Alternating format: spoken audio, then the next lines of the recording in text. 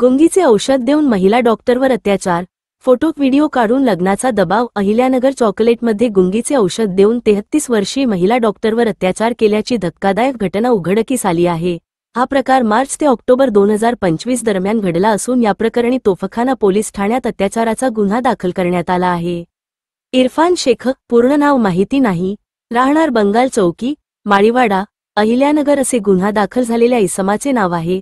आरोपी हा संबंधित महिला डॉक्टरला वेळोवेळी दवाखान्यात बोलावून घेत असे. दवाखान्यात असताना आरोपीने गुंगी आणणारे औषध देऊन महिलेवर वारंवार अत्याचार केला. तसेच आरोपीने पीडितेसोबत असभ्य फोटो व व्हिडिओ काढले आणि त्यांचा वापर करून महिलेला धमकावत लग्नासाठी दबाव आणला.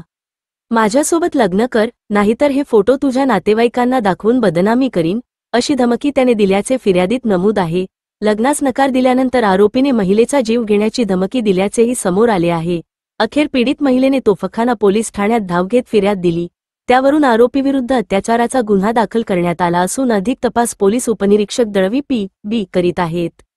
ठोकशाही न्यूज 24 साठी शेख शफीक मनियार, अहिल्यानगर.